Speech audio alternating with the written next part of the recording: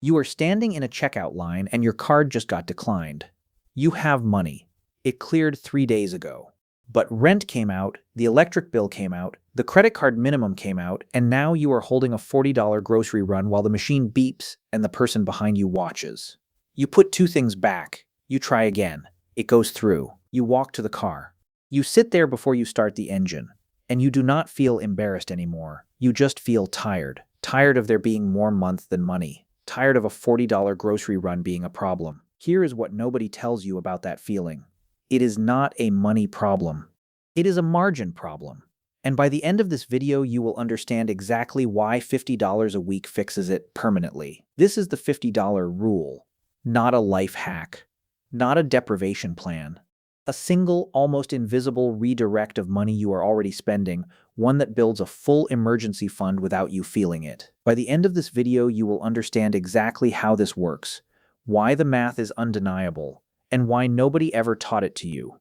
Stay with me, because the middle section is where this gets genuinely interesting, and it is not what you expect. Let us go back to that checkout line. You are in the car now, bags in the back seat, and here is a question worth sitting with. In the last 30 days, how much did you spend on things you would not remember if someone asked you right now? Not your rent, not your bills, not groceries, the other stuff. The delivery fee because you did not feel like cooking. The streaming subscription you forgot you had. The impulse purchase that showed up at your door and you could barely remember clicking. The drive-through run at 11 at night because you were tired. Here is what the research on personal finance shows.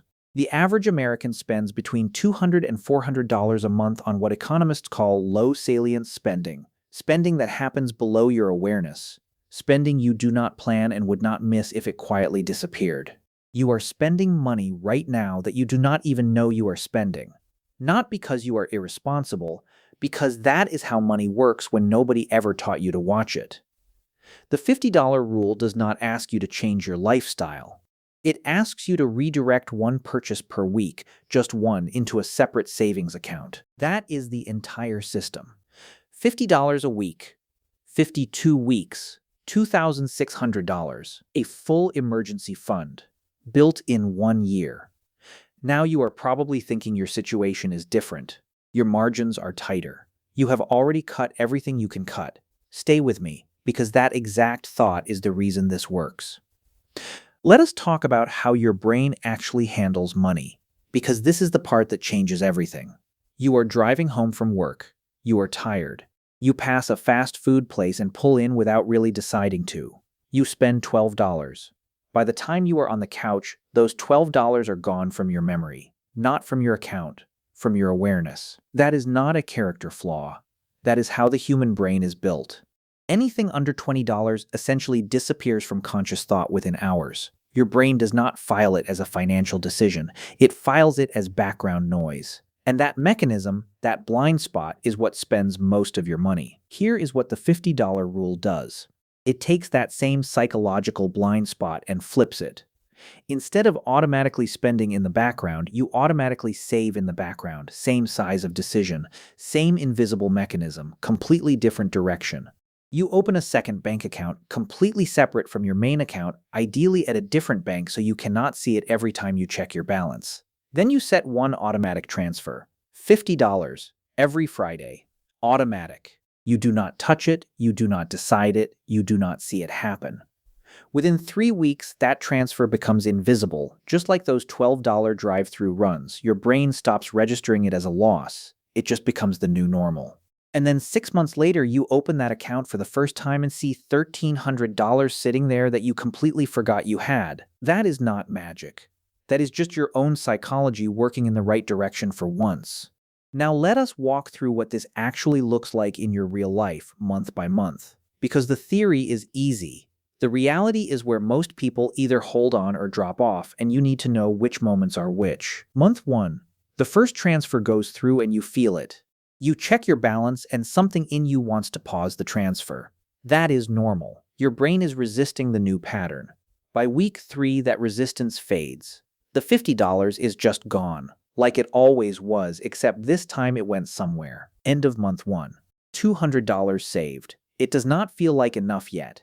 That is fine. This is how to save money that actually sticks. You do not celebrate early, you just keep the system running. Month 2. Something small comes up. A copay, a parking ticket, a bill that was slightly higher than expected, and your first instinct is to pull from the savings account. This is the critical test. Do not touch it. Month 2 is where most people break the system. If you can get through month 2 without touching that account, you have already done something most people trying to build a personal finance system never do. You have proven to yourself that the money has a different job now. End of month 2. $400. You are starting to see it. Month 3. $600. Something shifts.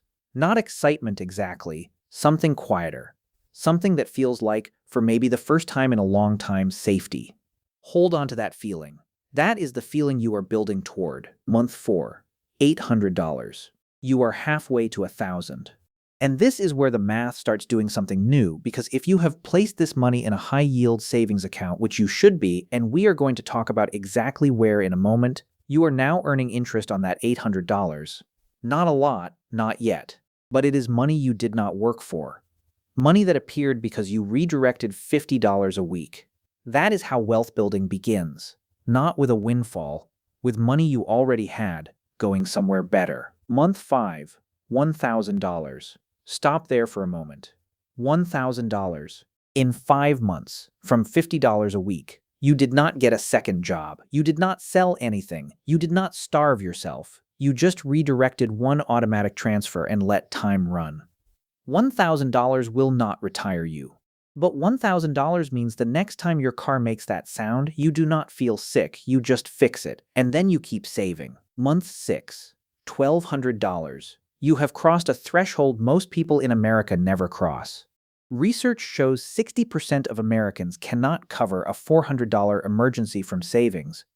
You just became part of the 40%, from budgeting nothing, from not even calling it budgeting, just from one automatic transfer. Now let us talk about where you keep this money, because this is where most people lose hundreds of dollars for no reason. You are not keeping this in your checking account, we already covered that, but you also should not put it in a standard savings account that pays you 0.01% interest. That is the account your bank pushes because it benefits them, not you. You want a high-yield savings account, completely safe, FDIC insured, currently paying between 4 and 5% annual interest. That means at the end of the year, your $2,600 has grown to around $2,730. You earned $130 just for parking your money correctly. That is more than 2 weeks of your $50 contribution. For doing nothing but choosing the right account. Online banks consistently offer the best rates on these accounts. Ally, SoFi, American Express Savings, Barclays. No physical branches, that is how they pay you more. You open one in about 10 minutes. You link it to your checking. You set the automatic $50 weekly transfer. You close the app. You forget it exists. That is the complete money management system. That is the $50 rule. But here is the thing you are probably wrestling with right now. And this question matters more than most personal finance advice ever addresses. Should you be saving $50 a week if you have credit card debt sitting there at 20% interest? The answer is both. Not one or the other. Both at the same time. Here is the reason this is not optional. If you wait until your debt is paid off to start saving, you will never save. Because life does not pause while you pay down debt. An unexpected expense will come up, it always does, and without an emergency fund, that expense goes back on the credit card. You will never break the cycle. The $50 weekly savings runs alongside your debt payoff. The savings account is your firewall. It means the next emergency does not add to your debt. It comes out of savings, and then you rebuild. That is how the cycle actually ends. Your emergency fund is not competing with your debt payoff. It is protecting your debt payoff from being erased. Now here is the part that surprises people most when this approach starts working. And this is the piece worth holding on to. The money is not the most important thing that happens during this year. You are sitting in month 9, $1,800 in your account. And something is different about you that has nothing to do with the number. You pause before mindless purchases, not because you are being strict with yourself, not because you are following a budgeting system, but because you can see money differently now. The awareness just developed on its own. You negotiate differently at work in month 10 because you are not operating from desperation. You have $2,000 behind you. That changes your posture in ways you cannot fully explain. You say no to things in month 11 that are costing you in ways that have nothing to do with money. Because when financial anxiety goes quiet, the low-grade background hum of never having a cushion, you can hear the other things in your life more clearly. Month 10, $2,000. Read that again. $2,000. Built from one automatic transfer that you set up one afternoon and then forgot about. No budget spreadsheet, no financial planner, no sacrifice that kept you up at night. Just $50 redirected every single week and time doing what time does when you stop fighting it. Month 11, $2,200. You are close enough to the end that you start checking the account more often. That is fine. Let yourself feel the momentum. You earned it, not by being perfect, but by being consistent. Consistency is the only money management skill that actually matters. Month 12, $2,600. You did it. So now you have the money. And the mistake most people make at this point is treating it like a reward. They take a trip. They buy something they have been wanting. They celebrate by spending. Do not do that. Not because you do not deserve it, but because this money is not a prize, it is a foundation. And what you do with it now determines everything that comes after. You keep the system running. The transfer does not stop. But now you split it. $50 goes to savings. Another $50 goes somewhere else. A low-cost index fund, a Roth IRA if you have not started one. Somewhere your money starts compounding in your favor for the long term. And here's what that looks like from the outside, 5 years from now. Someone who knew you back when your card got declined over $40 of groceries runs into you. And they ask how you got there, how you got stable, how you stopped living paycheck to paycheck, how you just look different when money comes up. And you are going to tell them $50 a week, an automatic transfer, 1 year. And they are going to think you are leaving something out. Because it cannot be that simple. It can. It is. And now you know it. You are still in that car, bags in the back seat, machine still beeping in your memory, but now you know something you did not know when you sat down. You are not behind forever. You are not broken. You are not missing some talent other people have for building financial freedom. You are one setup screen away from a completely different relationship with money. Open a high-yield savings account today. Set the transfer to $50. Set it to go out this Friday. Then put your phone down and let time do what time does. $50 a week, 52 weeks, $2,600. One rule. 1 year. Everything changes. If this hit differently than you expected, subscribe. Next week, we are going to talk about where this money goes after the emergency fund is full. And that is where it starts getting really interesting.